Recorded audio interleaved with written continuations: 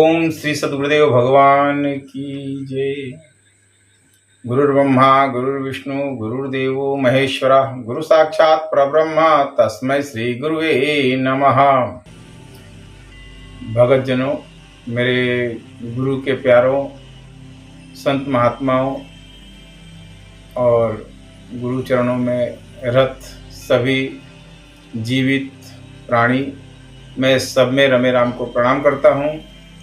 मित्रों, आज का जो विषय है आरंभ है प्रचंड।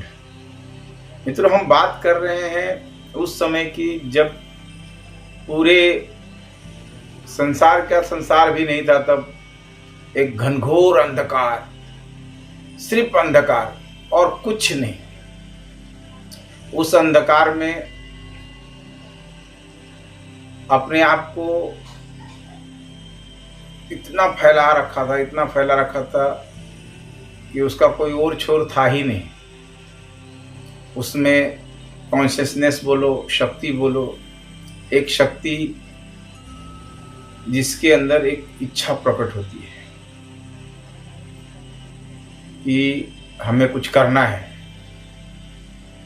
उस इच्छा से,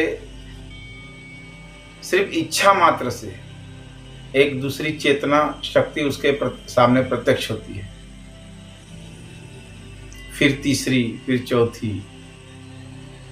अब जो चेतना है, जो शक्ति है, जिसकी इच्छा से वो जो प्रथम चेतना प्रकट होती है, पहली चेतना, पहली शक्ति है, दोनों एक ही, लेकिन वो सबसे पहले आई। कोई उन्हें आदि शक्ति कहता है, कोई महाकाली कहता है, क्योंकि पूरा अंधकार था और अंधकार और काले का एक दूसरे से संबंध है। तो महाकाली समझ लो, महाशक्ति समझ लो, है तो प्योर एनर्जी ही। एनर्जी नर या मादा नहीं होती, लेकिन चूंकि शक्ति का जब जहाँ भी संबोधन आता है तो वहाँ पे नारी रूप ही प्रत्यक्ष होता है।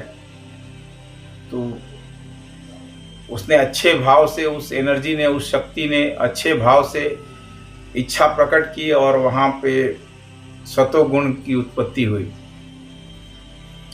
सतोगुण से जब उस शक्ति ने कहा कि हमें सृष्टि का विस्तार करना है, मेरी ऐसी इच्छा है कि हम ऐसी एक दुनिया बनाए, सृष्टि बनाए, जहाँ बहुत सारे लोग हों, हमारे जैसे लोग हों और भी सब कुछ हो। तो उसने कहा कि क्योंकि आपसे मेरी उत्पत्ति हुई है, क्योंकि वो सत्य है, सतोगुण है, क्योंकि मेरी आपसे उत्पत्ति हुई है तो आप मेरे लिए पूजनीय हैं, माता समान हैं, तो आपके साथ तो ये काम। वो शक्ति ने वो इच्छा वहीं मिटा दी। इच्छा मिटते ही सामने ऐसे कथानक आता है, ऋषि महर्षियों ने ऐसा लिखा है कि उन्होंने तीसरी दृष्टि से देखा और वो जल, क्योंकि शरीर तो था ही नहीं, सिर्फ एनर्जी थी और आवाज थी। तो एक जो सत्य का जो गुण था, जो सत्य था, वो इच्छा उनकी मिट गई, वो वहां समाप्त हो गई। फिर रजोगुण से थोड़ा उसमें तमोगुण और सतोगुण दोनों की मिली भगत रहती, इसीलिए वो रजोगुण है। फिर रजोगुण से इच्छा प्रकट की और फिर उस रजोगुण से कहा कि हमें ऐसी एक दुनिया, एक सृष्टि का आविष्कार करना है, बहुत सारे जीव जंतु प्राणी जिसमें हों। रजोगुण ने भी वही बात कही, क्योंकि उसमें सतोगुण की प्रधानता थी। उसने भी वही बात कही कि चूंकि आपसे मेरी उत्पत्ति हुई है तो आप मेरे लिए माता समान हो, मैं आपके साथ सृष्टि का विस्तार नहीं कर सकता। रजोगुण की इच्छा भी समाप्त हो गई, क्योंकि सतोगुण और रजोगुण दोनों ही नकार चुके थे। फिर उस प्योर एनर्जी, उस महाशक्ति ने तमोगुण से एक इच्छा प्रकट की, जिससे तमोगुण की उत्पत्ति हुई। एक प्योर एनर्जी समक्ष आई। तो चूंकि वो तमोगुण है, अंधेरे का ही दूसरा स्वरूप है, तो उसने वो इच्छा मान ली कि हाँ, मैं तैयार हूँ, लेकिन मेरी एक शर्त है कि आप मेरे पहले रजोगुण और सतोगुण जो दोनों इच्छाओं को, दोनों स्वरूपों को समाप्त कर चुकी हैं, उनको पुनर्जीवित कीजिए। क्योंकि ये जो सृष्टि बनेगी, ये जो संसार बनेगा, ये जो ब्रह्मांड बनेगा, इसमें तीनों की प्रधानता होनी चाहिए। बिना तीनों के ये कभी संभव नहीं है कि ये सृष्टि आगे बढ़ेगी, विस्तार करेगी। एक कथानक तो यही आता है कि तीनों गुणों से माँ आदिशक्ति, माँ काली, महाकाली ने इस सृष्टि का सृजन किया। अब विज्ञान भी यही बात कहता है मित्रों कि भयंकर अंधकार, जहाँ कुछ भी नहीं, समय की भी उत्पत्ति नहीं थी, समय भी नहीं था, कुछ भी नहीं था, कुछ था ही नहीं, सिर्फ अंधकार। उस अंधकार में चुंबकीय शक्ति द्वारा एक बहुत तगड़ा घर्षण हुआ, जिसने सारी एनर्जी को एक ही जगह इकट्ठा किया और उसमें फिर एक विस्फोट हुआ। जो अणु परमाणु जो भी हो सब जगह इकट्ठा होकर उसमें एक फ्यूजन होता है, और फ्यूजन होने के बाद एक विस्फोट होता है, जिससे बिग बैंग कहते हैं साइंस की भाषा में। उस बिग बैंग के बाद एक ब्रह्मांड का आविष्कार हुआ। जो धूल कण थी, जो हवा थी, पानी थे, जो भी था, वो फैलने लगा और जो आज तक निरंतर फैल रहा है, ऐसा साइंस कहता है। साइंस कहीं भी हमारे शास्त्रों से अलग नहीं है। सनातन, जो आज हम सनातनी लोग हैं, जो सनातन की बात करते हैं, साइंस भी उसी सनातन की खोज कर रहा है। मित्रों, ब्रह्मांड में प्रकाश के कण और सारे कण, सब कुछ, ब्लैक होल, तारे, मरते हुए तारे, रोज जन्म लेते हुए तारे, जिसको सुपरनोवा बोलते हैं, वो सुपरनोवा विस्फोट होता है, उसमें लाखों करोड़ों तारे जन्म लेते हैं। रोज का एक क्रियाकलाप ब्रह्मांड में चल रहा है। रोज एक सृष्टि का सृजन होता है और रोज किसी न किसी सृष्टि का विनाश होता है। लाखों अरबों खरबों गैलेक्सियां बनी ब्रह्मांड में। विज्ञान बोलता है कि ब्रह्मांड आज भी फैल रहा है, और वो सत्य है, क्योंकि हमारे शास्त्र भी यही कहते हैं। सिर्फ मैंने शिव और ब्रह्मा, विष्णु और महेश का जिक्र इसलिए नहीं किया, आपको समझाने के लिए कि विज्ञान और हमारे शास्त्र अलग अलग नहीं है। अब विष्णु पुराण में ऐसा कथानक आता है, दूसरे मनवंतर में, कि भगवान शेष सिरसैया में मतलब सोए हुए हैं और उनके नाभि कमल से जो है, नाभि से एक कमल निकलता है और उसमें से ब्रह्मा की उत्पत्ति होती है।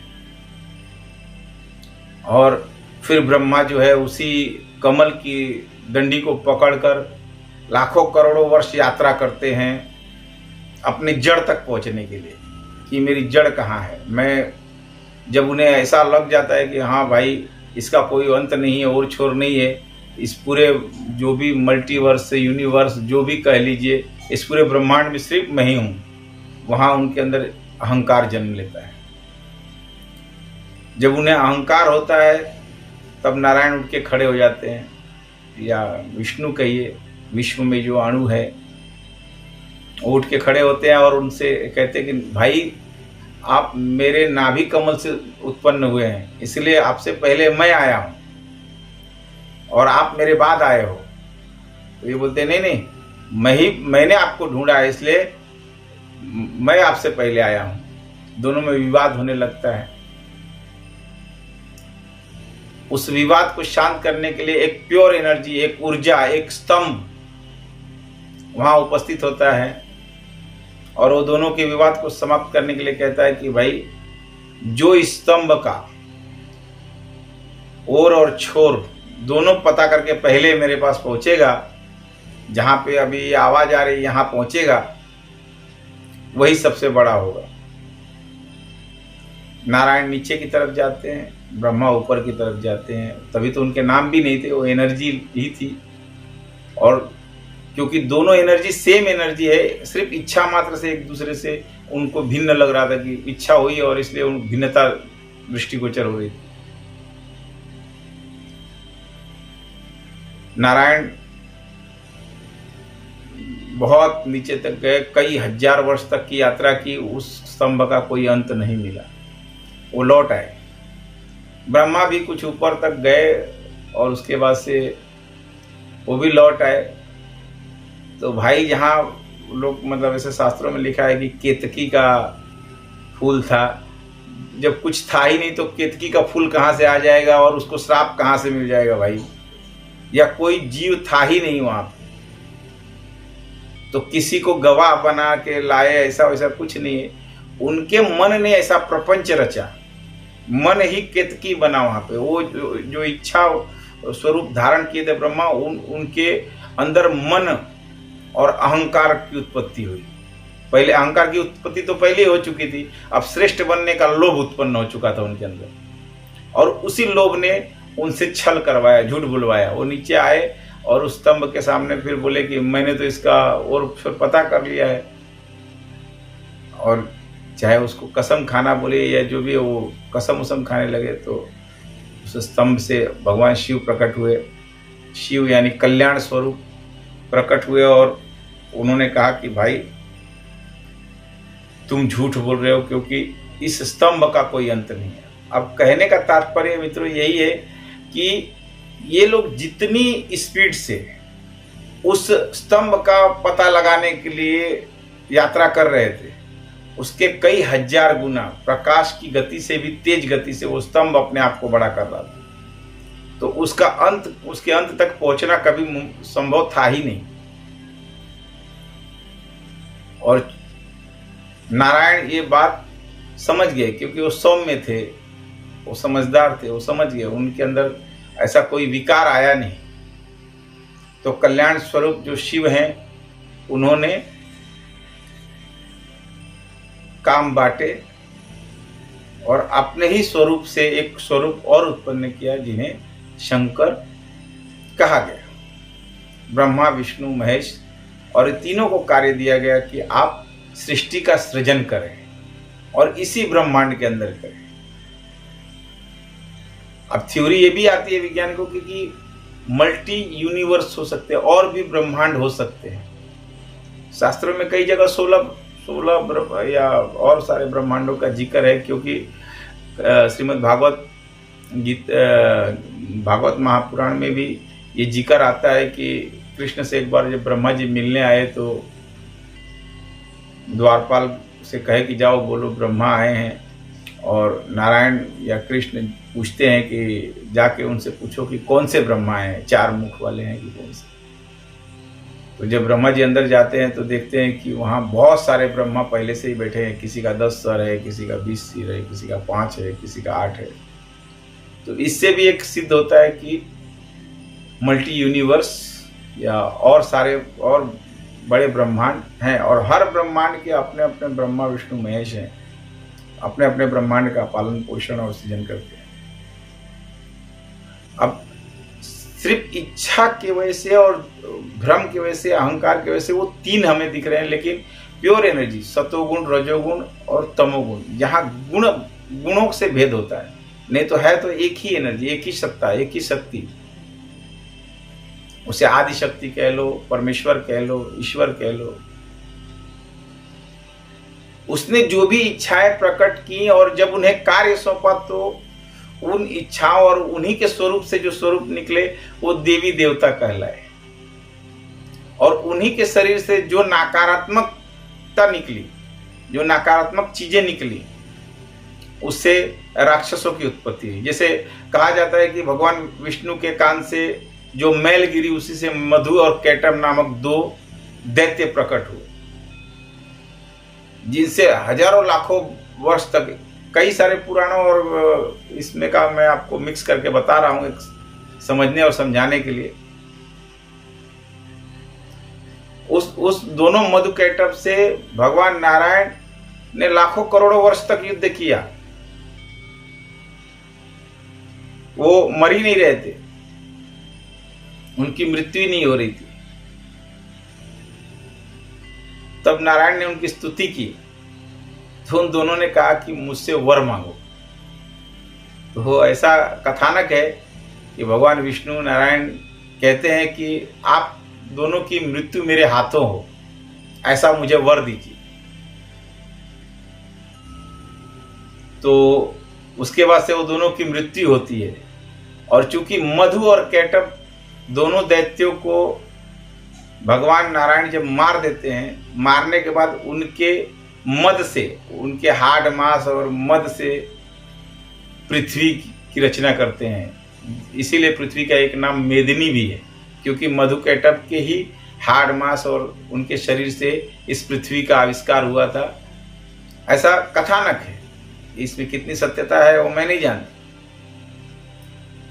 आज विज्ञान भी कहता है कि धूल, जो इस अंधकार में, इस महाशून्य में जो धूल के कण थे, पार्टिकल थे, अणु परमाणु एक दूसरे में सब समाये हुए हैं, ये रिड्यूस होकर चुंबकीय शक्ति से एक ही जगह पे इकट्ठे होकर और फिर इनमें महाविस्फोट हुआ, जिससे बहुत सारे ब्रह्मांड, बहुत सारी गैलेक्सी और उन गैलेक्सियों के बीच में बहुत सारे सोलर सिस्टम।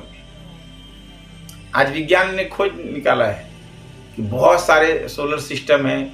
अपना सूर्य तो बहुत छोटा है, अपने सूर्य से मतलब अपने सूर्य समा जाए, लाखों सूर्य समा जाए, इतने बड़े बड़े सूर्य हैं ब्रह्मांड में। अपनी मिल्की वे गैलेक्सी में ही बहुत सारे सूर्य हैं। उसके बाहर तो अभी विज्ञान दूरबीन लगा के रात दिन अंतरिक्ष में देख रहा है। ये सारा चीज बताने का, कहने का तात्पर्य क्या है मित्रों, कि आज विज्ञान जिन चीजों को खोज रहा है, ये हमारे सद्गुरुओं ने, हमारे ऋषि महर्षियों ने कथाओं में, भागवत पुराणों में, शास्त्रों में बहुत पहले इन सब चीज का जिक्र कर दिया है। कालांतर में जैसे जैसे आगे बढ़ते गए, उन्होंने एक उसको नाम दे दिया, एक रूप दे दिया। नहीं तो आप जब ध्यान साधना में उतरोगे और जब आपको प्योर एनर्जी का एहसास होने लगेगा, प्योर एनर्जी यानी परमात्मा, जिससे हम सब उससे भिन्न नहीं है, जो कुछ उस परमात्मा में वही हम में है। उसने अपने ही स्वरूप से हमें प्रकट किया, अपनी इच्छा से हमें प्रकट किया। वो चाहता था कि उसके जैसा सारा संसार बसे। जैसे एक बच्चा सवेरे मट्टी लेता है, उससे बहुत सारे खिलौने बनाता है, उस मट्टी को गूंथता है, उससे छोटे छोटे बहुत सारे खिलौने बनाता है, और शाम होते होते जब उन खिलौनों से खेल के उसका मन भर जाता है, तो वो सब सारे खिलौना तोड़ के फिर वापस मिट्टी बना देता है। तो बच्चा तो ऐसा करता है, लेकिन क्योंकि ये पूरी सृष्टि इच्छा मात्र से, परमात्मा की इच्छा मात्र से प्रकट हुई है, और शुरू में जो कुछ भी प्रकट ईश्वर करता था, जो भी उसकी इच्छा होती थी और जो भी स्वरूप, जो भी एनर्जी प्रकट होती थी, वो उसके ही स्तर की, उसके ही लेवल की होती थी। सूर्य, तारे, नक्षत्र, समय, काम, रति, इंद्र और सारे देव देवता, ऋषि महर्षि सब ब्रह्म को जानने वाले थे। इसीलिए यहां तक कि जो राक्षस थे, जो राक्षस उत्पन्न हुए, जो निगेटिव एनर्जी भी उसी ब्रह्म से उत्पन्न हुई। उसको कथानक का रूप दिया हमारे महर्षियों ने कि पीठ से पाप की उत्पत्ति हुई। ये बहुत सारे कथानक बनाए गए हमें समझाने के लिए कि हम जब एनर्जी की बात करते हैं, हमको कोई आधार चाहिए किसी चीज को समझने के लिए मित्र। हमें सिर्फ समझाने के लिए इतने बड़े बड़े पुराण, शास्त्र, उपनिषद, 4 वेद कि आने वाले कालांतर में मनुष्य अपनी उत्पत्ति का रहस्य जानेगा। सिर्फ आपकी उत्पत्ति का रहस्य आपको समझाने के लिए जो समझ चुका था उसने ये इतने सारी किताबें लिखी। और हम परमात्मा की संतान होते हुए भी अपने को ब्राह्मण, ठाकुर, बनिया, शूद्र, चमार, मुस्लिम, क्रिश्चियन, ईसाई ये सब में भटक रहे हैं। उस महामौन, वो जो पहली एनर्जी जो समय से भी पूर्व थी, जब समय भी न था।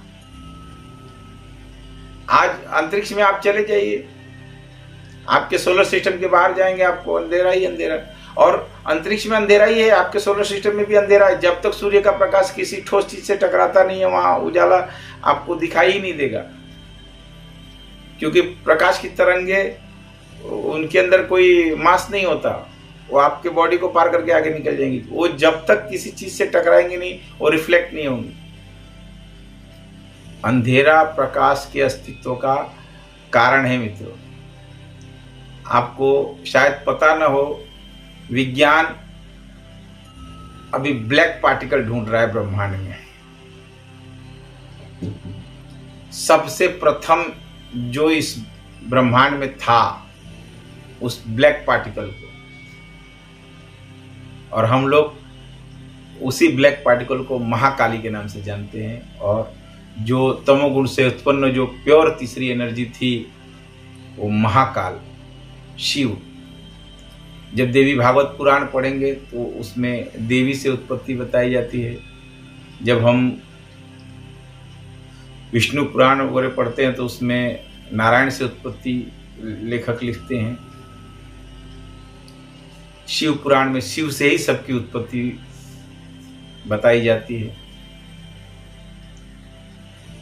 ये मूर्ति, मंदिर, ये सब कुछ भी नहीं था मित्रों।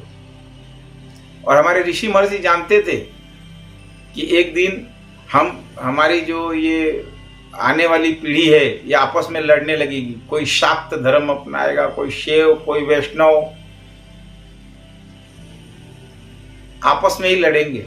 एक समय था बीच में, कालांतर में ऐसा समय आया था जब शैव को देख के वैष्णव चिढ़ते थे, वैष्णव को देख के शिव चिढ़ते थे। अरे तीनों एक ही एनर्जी है भाई मेरे। आज भी हम जब एक ही ब्रह्मा से हमारी सबकी उत्पत्ति है तो हम अलग अलग जाति के कैसे हुए हैं? जो जैसा कार्य करता था, जिसने जो काम किया वही उसकी जाति बन गई। जब आप कॉन्शियसनेस के लेवल में अंदर में उतरेंगे, आत्म भाव में जागृत होंगे, तो आप में और अन्य किसी में आपको भेद नजर नहीं आएगा। जीव जंतुओं में भी आप अपने आप को ही देखेंगे उसी धूल कणों से। आज विज्ञान बोल रहा है कि ब्रह्मांड की धूल से ये मनुष्य शरीर या जो भी जीव जंतु बने हैं, जो जीवन इस पृथ्वी पे आया है, ये ब्रह्मांड की धूल में वो कण, वो एटम दोस्तों, चाहे पेड़ पौधा ले लो, जीव जंतु ले लो, या हम किससे बने? एटम से बने। यहां तक कि जो पत्थर है उसमें भी वही एटम है। अणु को तोड़ा, परमाणु निकला। वैज्ञानिकों ने परमाणु भी तोड़ दिए, उसमें से क्या निकला मित्रों?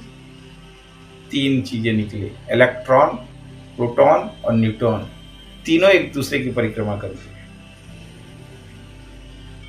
और वैज्ञानिकों ने यह थ्योरी दी